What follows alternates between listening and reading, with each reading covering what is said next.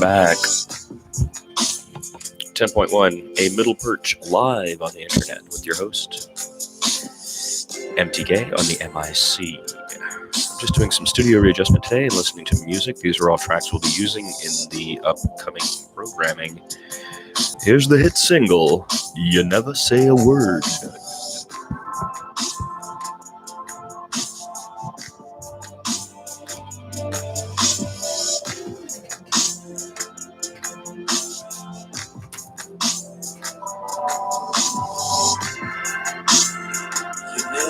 Never said a word.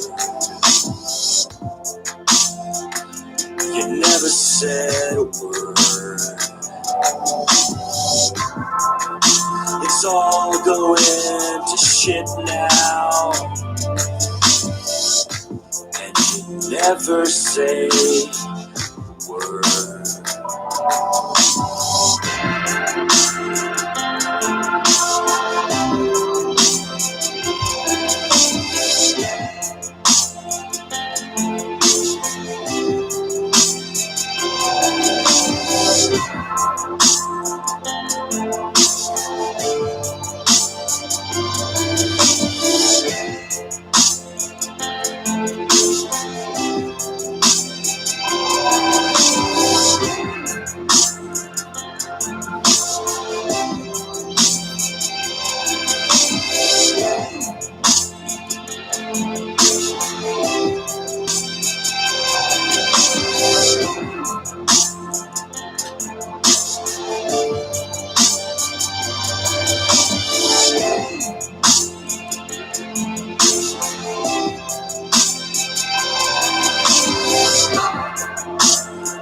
Elections are fixed.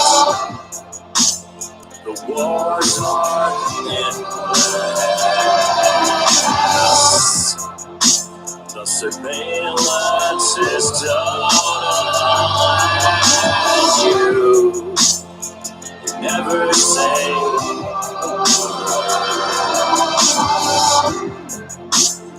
You never said a word. You never said a word. It's all going to shit now, and you never say a word.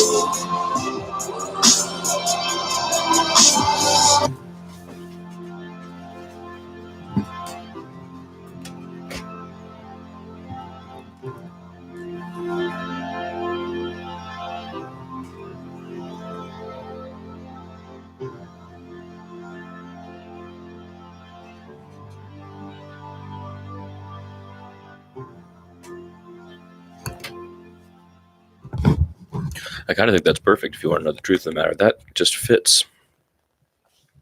It really brings the room together, as Lebowski's rug brought that room together.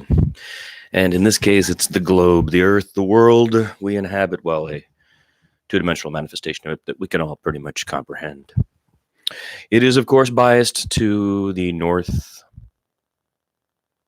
So all of you living in the southern hemisphere, I apologize now for the inconvenience of everything being upside down. And, you know, it's, this is just the musical track to that thing, I think. I don't think it has the lyrics on this one. I'm going through these tracks because now in the future we'll be using these as background, so I don't have to worry about either copyright or the fact that I don't like just being dry. Never did. Never liked it on the radio. Often when I was delivering news, that meant it was always the case that I was dry. And in fact, I had to be quite sober in my presentation because often the news would be bad and or very serious. And so it always comforted me to produce with music underneath me, whether it was on a musical program or at a, you know, in a different format. Always felt more comfortable to have sound underneath a bed, you know, of sound. And so we're going to be doing that. And I'm going to be using these tracks because I don't want to have copyright issues like we had last autumn when I was producing the Anticlimactic Non-Show. Old fans may or may not remember the Anticlimactic Non-Show, which happened last year.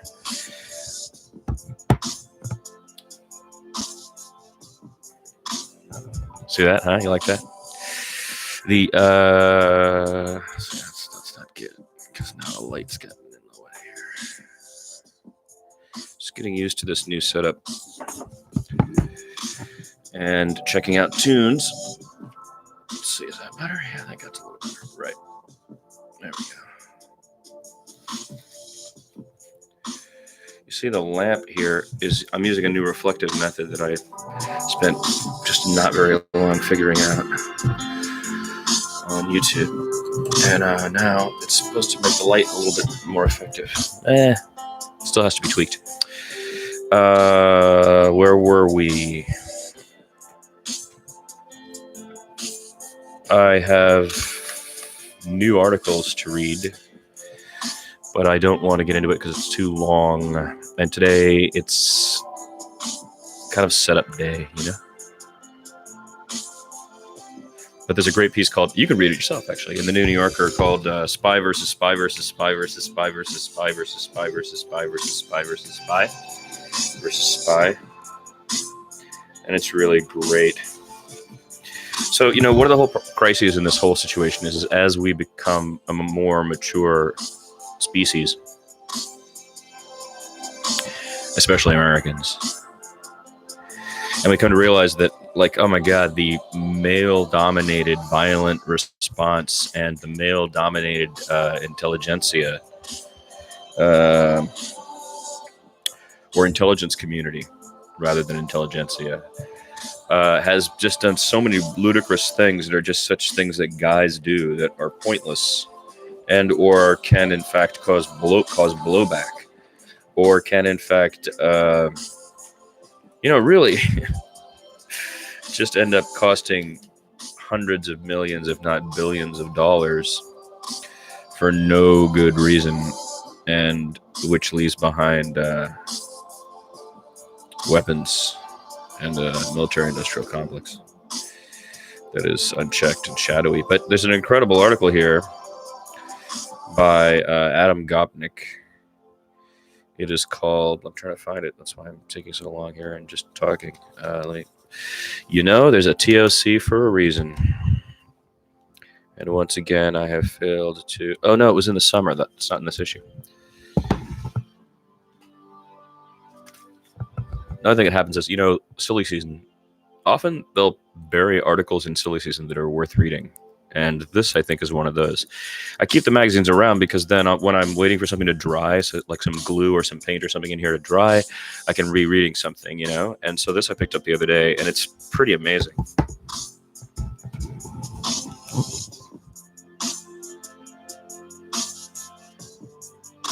I like that I have a dub version of You Never Say, of the hit single, You Never Say a Word. These are all just grooves here. We're trying to figure out what's good and what's bad and what we're going to use and what we're not. And we're looking for an article about spying in the intelligence communities.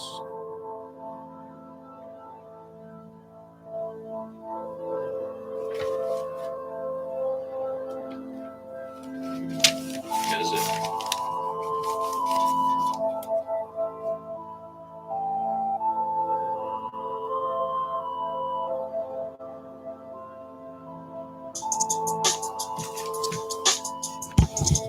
Yeah, this thing's really great. Spy versus Spy versus Spy.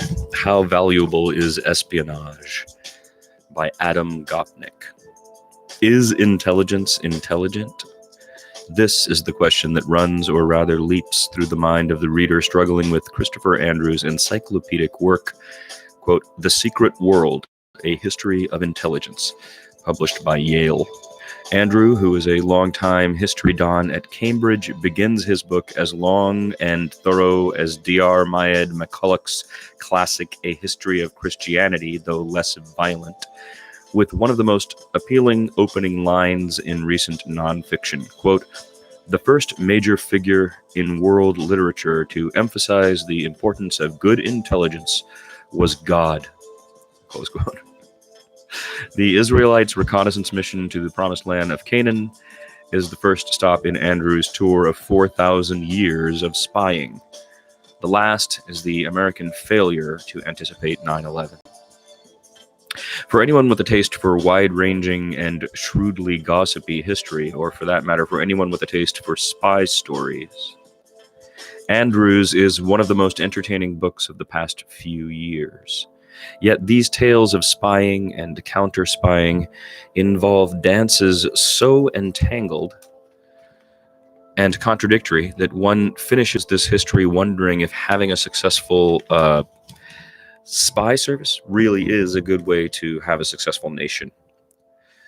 Parenthetically, that early spy mission in which most of the Israelites came back to say that the promised land was too well guarded to keep its promise went badly enough, God knew.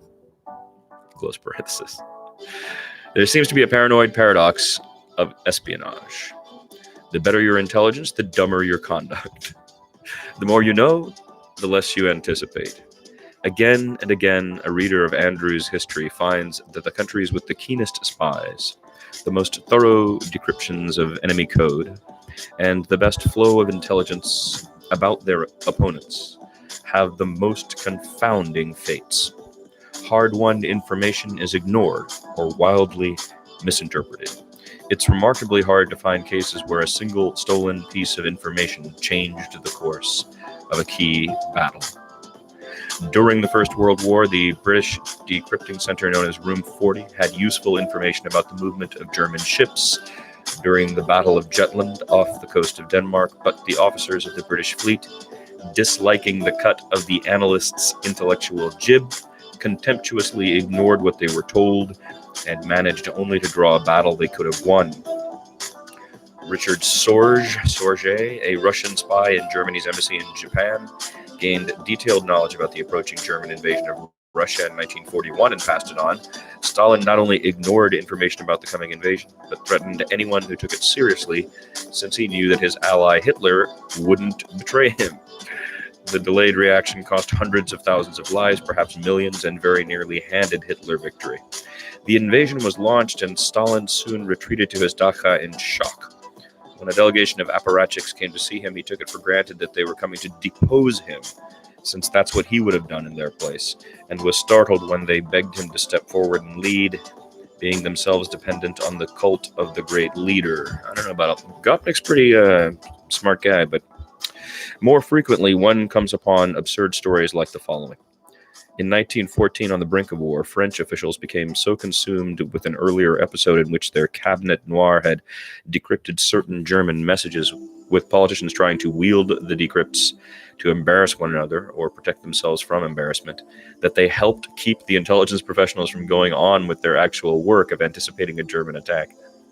As Andrew explains, the climax of the affair occurred when Gaston Calmette, the editor of Le Figaro, accused the former Prime Minister Joseph Caillaux of having worked in the German interest. Caillaux had reason to think that Calmette had obtained decrypted cables from another journalist, who was given them by a former foreign minister, and in January he warned the president, Raymond Poincaré, that Le Figaro was planning to publish the decrypts. But Caillaux, as Andrew explains, quote, had already taken devious precautions of his own in case the decrypts were published. During a week as caretaker interior minister in December 1913, he had raided the Sûreté archives, a raid condemned by its director Poujalet as a burglary, and removed copies of the Italian intercepts which had embarrassed Poincaré the previous spring, no doubt as a potential means of putting pressure on the president. The whole extraordinary affair took a new and even more sensational turn on the afternoon of 16 March 1914, when Madame Henriette Caillaux walked into the office of Gaston Calmette, drew a revolver from her muff, and shot him dead. Her immediate motive for murder was to prevent Le Figaro publishing love letters between herself and Caillaux, written while he was still married to his first wife. It was quickly rumored, however, that Madame Caillaux's main motive had been to prevent publication not of the love letters, but of the German telegrams intercepted during the Agadir crisis. Wow, that's pretty fascinating. Anyway, I'm not going to read this whole thing.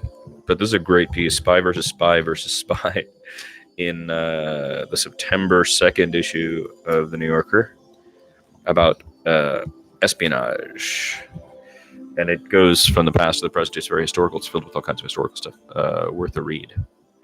Okay, so establishing a little new a middle perch. This is a middle perch. There's a middle perch. That's what it is. And I am sitting upon it. And I have a microphone. Haha. I have some music. And I'm here occasionally for a certain amount of time. And then it's over at the end.